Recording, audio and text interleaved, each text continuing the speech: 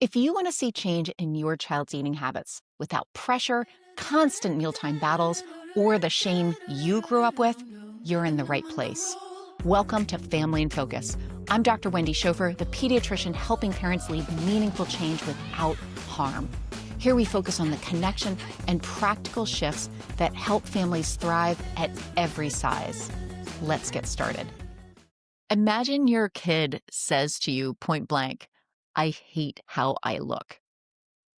Yeah. Your brain starts kind of doing this full cycle where you start spinning around with wanting to reassure them, to fix it, to say the right thing. Oh, dear sweet Jesus, do not say the wrong thing, but also find the different resources and who else can you tap into. And you land on, well, the fact that you just keep on spinning and feel kind of stuck. What if I told you that the answer of what to do next comes from improv comedy of all places? So, in improv comedy, which I have been practicing for over 10 years now, oh, it's so delicious. And there are two really big rules. The first one is always make your partner look good. Okay, well, who's your partner in this scene? Yeah, it's your kid. And there's another rule that goes right along with it. When your scene partner says something, you don't block it. You don't negate it. You don't say, no, actually. You don't try to fix it. You say, yes, and. These are magical words because what you're doing is accepting whatever it is that was just put out there into the scene, whatever your partner says or does, whatever's going on, you accept it as being real and you build upon it.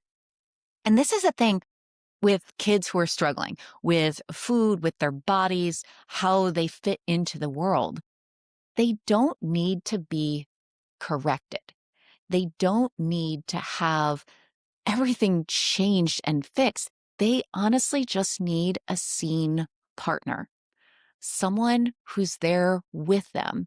And nobody dragged you here to be a bad scene partner. I mean, improv, it isn't just about comedy. It's actually a masterclass in connection, which is what we're infusing all throughout our time together here with Family in Focus. And connection, by the way, mitigates trauma.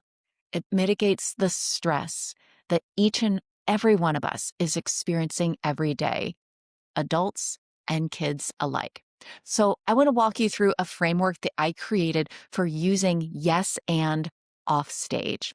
So with all frameworks, and especially in in medicine, we love the ABCs. You think about the ABCs of CPR, we're going to talk about the ABCs of yes and. So A is acknowledge. It is. And this is harder than it sounds. Your kid says, everyone's staring at me at lunch. Your first instinct may be to say, well, I'm sure they're not, but that's blocking.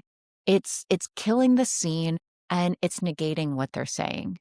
So yes and starts with, that sounds really hard. Full stop right there. You're not agreeing that everyone is staring. You're agreeing that it feels that way. And there is a big difference.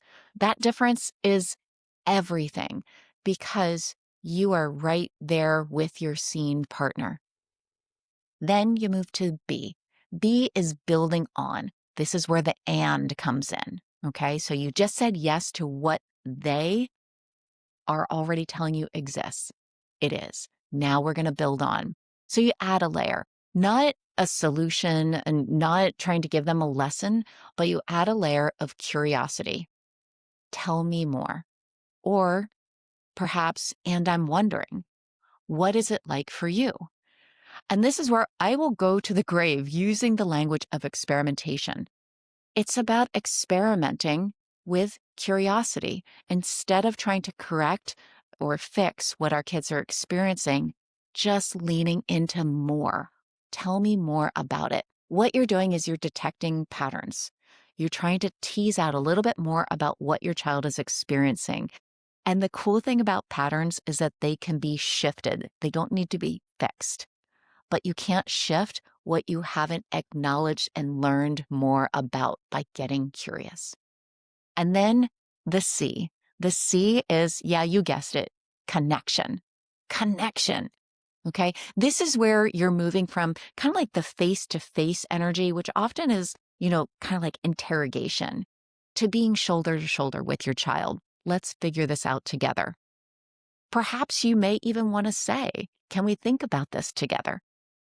But just being there in the scene with them is already signaling that you're there together. You're not handing down the answer as an expert. You're working with them.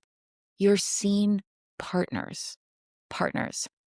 So when kids are struggling with food, whether it's eating too much, eating too little, hiding it, fighting about it, the parental instinct is to fix fast. And that's actually a stress response. We're just trying to survive, and we're trying to make sure that our kids survive to the next day. We want to fix it. And fixing breaks the scene. It's something where you're not fully learning what your child is experiencing and understanding and creating connection to where they are right now.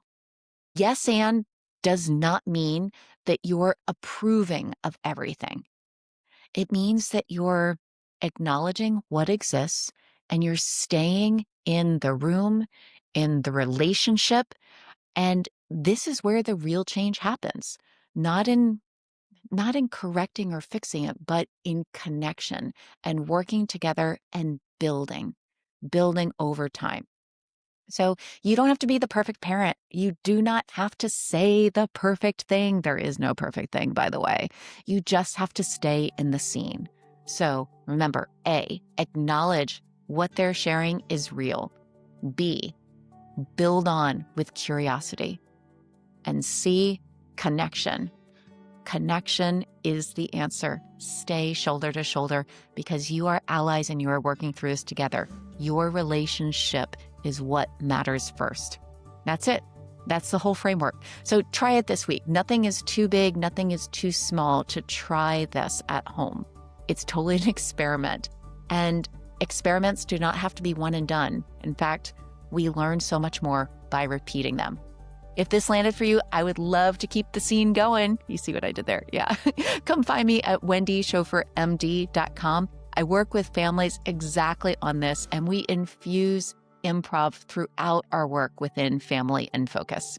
Hey, I'm a doctor, but I am not your doctor, and this podcast is for education, not medical advice.